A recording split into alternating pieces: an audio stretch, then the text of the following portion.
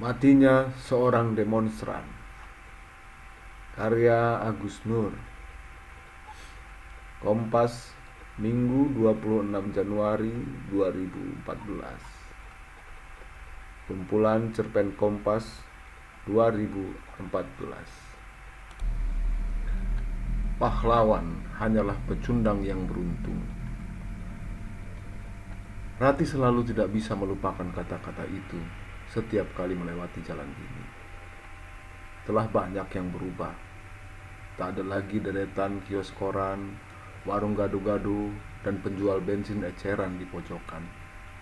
Bangunan kuno asrama mahasiswa yang dulu berada di sisi kanan telah menjadi ruko bergaya modern.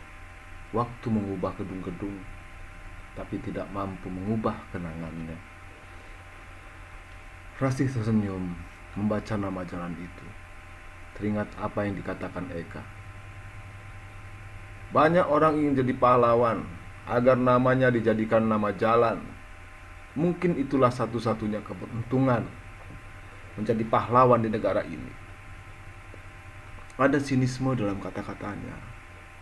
Tapi itulah yang ketika pertama kali bertemu dengan dalam suatu diskusi membuatnya suka pada Eka. Dia selalu menarik perhatian dengan pernyataan-pernyataan yang disertai kelakar. Militerisme pasti mati di republik ini, dan aku adalah orang sipil pertama yang akan menjadi Panglima ABRI. Tidak hanya berbintang 5, tapi bintang 7. Lumayan bisa buat obat sakit kepala. Saat itu Presiden Soeharto memang baru mendapatkan gelar jenderal besar bintang 5, dan bintang 7 adalah merek puyer obat sakit kepala. Rati kemudian tahu Eka seorang penulis. Mungkin itu sebabnya ia cenderung menyendiri. Aku kurang flamboyan sebagai aktivis, katanya tertawa. Dia tidak suka tampil berorasi di mimbar. Mungkin sadar suara cemprengnya tak akan membuat terpesona para demonstran. Dalam perjuangan ada yang menggerakkan, ada yang memikirkan. Aku memilih keduanya, katanya. Mimbar dan panggung itu godaan. Banyak yang tampil di mimbar hanya ingin mendapatkan sebanyak mungkin tepukan. Tapi begitu turun panggung, mereka lupa dengan apa yang mereka katakan.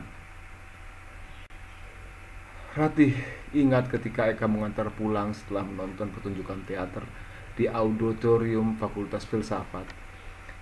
Eka yang menulis naskahnya. Ratih yakin saat itu Eka mengajaknya menonton karena dia ingin pamer naskah yang dia tulis. Naskah yang menurut Ratih terlalu sok filosofis. Bagaimana seorang mesti berani menengguk racun untuk membela pemikiran yang diyakininya? Penulisnya seperti hanya ingin menunjukkan bahwa ia adalah mahasiswa filsafat yang merasa lebih hebat dari Sokrates yang dipujanya. Lakon yang kamu tulis itu membuktikan kamu memang memandang hidup ini getir. Makanya selalu sinis. Sinis bagaimana? Ya hampir semua hal kamu tanggapi dengan nyinyir. Loh jangan salah. Eka menatap tajam. Kau harus membedakan antara filsuf dan orang biasa. Kalau orang biasa, sinis, akan dianggap nyinyir. Tapi kalau filsuf, sinis, itu disebut kritis. Gundul muka. Eka tertawa dan meluk pundaknya. Entah kenapa saat itu ia tidak mencoba mengelak. Laki-laki romantis adalah laki-laki yang bisa membuat perempuan tertawa. Ratih teringat kalimat itu dalam sebuah buku. Menikahlah dengan laki-laki pertama yang membuatmu tertawa. Ia lupa judulnya. Yang tidak ia lupa ialah ketika Eka datang ke rumahnya pertama kali pada malam Jumat. Tak membawa bunga, tapi martabak. Pertama mesti kutegaskan, kata. Aku sengaja datang malam Jumat karena tahu malam Minggu kau sudah milik orang lain. Aku tak berhak mengganggunya. Seseorang Yang bahagia adalah seorang yang bisa memberi kesempatan memilih dalam hidupnya. Maka aku memberimu kesempatan agar kau bisa memilih sendiri kebahagiaanmu. Tak peduli apakah bagimu nantinya aku dipilih yang pertama atau yang kedua. Jadi kau tahu aku sudah punya pacar. Kalau perempuan semanis kau tidak punya pacar, pasti ada yang salah pada selera semua laki-laki di dunia ini. Ratih tertawa. Dan kedua, soal martabak ini. Sebagai anak kos, aku mesti yakin bahwa aku tidak membelikanmu sesuatu yang akan sia-sia. Itu sebabnya aku membawakanmu martabak. Kenapa? Karena bila kamu tak suka, aku bisa memakannya sendiri. Ia memang tidak suka martabak, hanya menyicipinya sepotong untuk basa-basi. Selebihnya, Eka yang menghabiskannya. Sejak itu, seperti yang selalu diistilahkan Eka, dia menjadi pemilik malam Jumat. Sebab pemilik malam Minggu adalah Munarman, mahasiswa ekonomi sefakultas yang sudah 2 tahun menjadi pacar Ratih. Keduanya kutub yang bertolak belakang. Munarman lebih suka dipanggil Arman, bertubuh tegap, atletis, seorang yang selalu tak ingin ketinggalan baju-baju yang sedang menjadi mode di majalah populer. Eka ringkih dan selalu tampak kucel dengan kaos yang seminggu bisa dipakainya terus-menerus. Dia punya argumen, jauh lebih berguna untuk menghabiskan waktu untuk membaca buku daripada untuk mencuci baju. Arman selalu mengajaknya ke kafe, diskotik, atau ramai-ramai karaokean dengan kawan-kawan gaulnya. Bila mengajaknya keluar, Eka membawanya ke acara-acara diskusi, pembacaan puisi, pameran lukisan, atau sampai larut menghabiskan sepoci teh di warung dekat kampus. Seringkali malah hanya jalan kaki, menyusuri jalan tanpa tujuan. Jalan kaki ini bukan perkara ideologi, kata Eka, tapi karena aku memang tak punya mobil. Terdengar sini seperti biasanya, seakan ditunjukkan pada Arman yang memang selalu menjemput Ratih dengan mobil terbarunya. Arman, anak purnawirawan kolonel angkatan darat. Ayah Eka, seorang guru sekolah dasar Impres di sebuah desa yang dalam ungkapan Eka sendiri disebutnya tak akan pernah pantas dimasukkan ke dalam peta Indonesia, saking terbelakangnya. Arman selalu pamer pangkat orang tuanya. Orang-orang seperti ayahku lah yang memiliki negara ini, kelakar Arman yang kerap diulangnya dengan nada bangga. Eka begitu menghormati kemiskinan ayahnya. Aku ingin menjadi filsuf karena merasakan nasib ayahku, seorang yang dalam hidupnya sanggup menanggung 2 penderitaan sekaligus. Pertama, karena ia guru. Kau tahu nasib guru di negara ini kan? Mulia statusnya, tapi melarat nasibnya. Kedua, karena ia beristri perempuan yang tak hanya cerewet, tapi juga galak dan menindas. Penindasan paling kontemplatif selalu datang dari seorang istri. Itu sebabnya ayahku selalu murung dan termenung. Nah, kini kau tahu kenapa aku mengagumi ayahku dan Sokrates. Itulah alasan filosofis kenapa aku memilih masuk fakultas filsafat. Alasan ideologisnya karena aku tertindas. Sedangkan alasan praktisnya karena jurusan filsafat tak banyak peminatnya. Ratih sering bertanya pada dirinya sendiri, kenapa ia bisa menyukai 2 laki-laki itu? Mungkin karena bersama Arman ia menikmati hidup, sementara dengan Eka ia merasa ada sesuatu yang mesti diperjuangkan dalam hidup. Di bulan-bulan penuh demonstrasi menjelang reformasi, ia sering mencemaskan Eka. Aparat makin keras dan represif menghadapi mahasiswa yang turun ke jalan menuntut Soeharto turun. Berkali-kali terjadi bentrokan, dan aparat tak hanya menembakkan gas air mata. 5 mahasiswa terluka tertembak peluru karet dalam suatu bentrokan di bundaran kampus. Seorang mahasiswa yang sedang memotret dihajar puluhan aparat. Tubuhnya yang sudah terkapar terus ditendang, kameranya diinjak-injak. Tubuh mahasiswa yang sudah berdarah-darah itu diseret lebih dari 100 meter di aspal jalan yang panas sambil terus ditendangi dan dipukuli dengan pentungan. Sementara usai demonstrasi menutup jalan pertigaan depan kampus IAIN Sunan Kalijaga, 8 kawan mahasiswa diculik aparat. Kabarnya mereka disekap di Kodim. Beberapa aktivis segera berkumpul di rumah kontrakan di Gang Rode yang sering dijadikan tempat pertemuan rapat gelap istilah mereka, dalam suasana penuh curiga. Beberapa orang dianggap sebagai intel militer yang disusupkan. Eka mengajaknya ke pertemuan itu.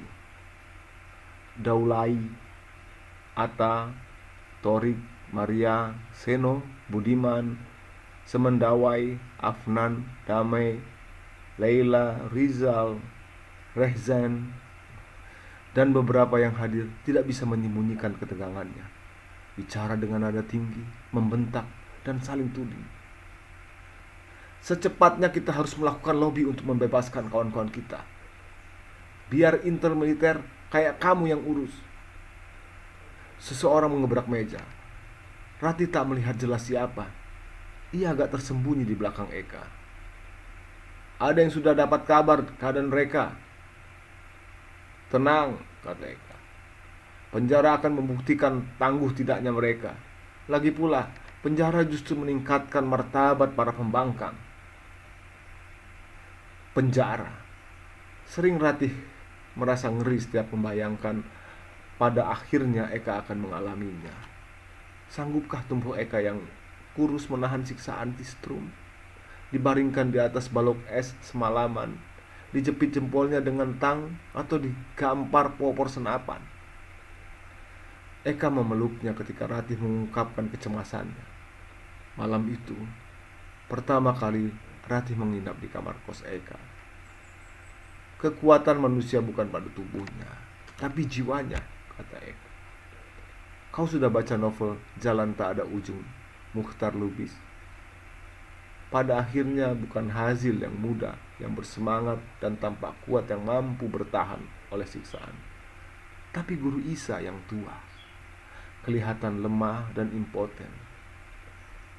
Malam itu, Ratih merasakan badan Eka hangat dan gemetar.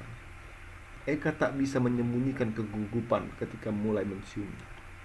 Ratih tahu, itu bukan kegugupan laki-laki yang baru tidur pertama kali dengan perempuan. Demonstrasi nyaris terjadi setiap hari. Ia sering bersama Eka, malam-malam keluar masuk gang, menyebarkan selebaran seperti gerilyawan kota, kata Eka. Sementara Arman mulai terang-terangan menunjukkan ketidaksukaannya. Jangan dikira aku tidak tahu hubunganmu dengan Eka, katanya. Persetan dengan politik. Tapi pada akhirnya aku yakin kau akan memilih aku. Terlalu berisiko kamu hidup dengan Eka. Pertama, kamu akan menderita. Kedua, kamu cepat jadi janda. Eka pasti akan mati diculik atau diracun, karena begitulah nasib aktivis. Bila Ratih makin cemas, itu bukan karena ucapan Arman, tapi rasanya memang ada yang tak akan pernah mungkin mampu ditanggungnya bila ia terus dekat dengan Eka. Ibu pun sudah mulai tak suka setiap kali Eka datang ke rumah. Berita-berita demonstrasi di televisi membuat ibu melarangnya pergi. Ia tidak menyalahkan. Itu perasaan wajar seorang ibu yang telah bertahun-tahun sendirian mencemaskan anak perempuan satu-satunya. Ratih sedang makan malam dengan ibunya ketika bentrokan antara mahasiswa dan aparat di jalan tak jauh dari rumah terus berlangsung hingga selepas isya. Mahasiswa yang berdemonstrasi sejak pagi terus bertahan menutup jalan hingga malam. Semakin malam, semakin banyak warga yang ikut bergabung. Aparat membubarkan paksa dengan menembakkan gas air mata. Truk-truk yang mengangkut pasukan terus menderu melintas. Suaranya terdengar dari rumah Ratih. Serentetan suara senapan dan ledakan sesekali menggelegar. Suasana mencekam. bahkan terasa hingga ke dalam rumahnya. Beberapa demonstran beberapa kali terlihat berlarian masuk ke dalam gang samping. Aparat menggedor-gedor pintu, mencari mahasiswa yang sembunyi di dalam rumah penduduk. Saat itulah Rati mendengar ketukan pintu. Ibu terlihat pucat. Hati-hati ia mengintip dari celah gorden. Ternyata Arman. Dia buru-buru masuk dengan gugup. Dia bercerita kalau dirinya terjebak di tengah-tengah kerusuhan ketika menuju kemari. Di jalan ada 2 panser yang memblokade jalan. Mobilnya digerebek-gerebek dan diancam hendak dibakar. Mobil ia tinggalkan dan segera berlari menyelamatkan diri. Ibu memberinya segelas air putih. Tangan Arman gemetar memegang gelas. Baru tengah malam, bentrokan mereda. Karena merasa sudah aman, Arman pamit pada ibu untuk melihat mobilnya. Sekalian mau beli rokok. Ada 2 hal yang tak gampang diduga, nasib dan politik. Esok siangnya, Rati mendengar kabar yang tak pernah dibayangkan. Arman mati tertembak, peluru nyasar. Ketika bentrokan kembali memanas di jalan itu, ada aparat dengan sembarangan melepaskan tembakan. Rati juga tak lagi bertemu Eka setelah bentrokan yang terus berlangsung hingga subuh itu. Tak ada yang tahu kemana Eka. Kawan-kawannya yakin Eka diculik dan tak jelas nasibnya. Begitu lulus kuliah, Rati memilih pergi dari kota itu, berusaha melupakan ingatan pahit itu. Hanya pulang sesekali untuk menenangkan ibu. Dan setiap kali pulang, mau tak mau ia pasti melewati jalan ini. Dan kenangan itu selalu muncul kembali. Dulu ia mengenal jalan ini sebagai Jalan Sutowijayan. Kini bernama Jalan Munarman. Pecundang memang sering kali lebih beruntung. Yogyakarta 2010 sampai dengan 2013. Cerita buat Eka Kurniawan.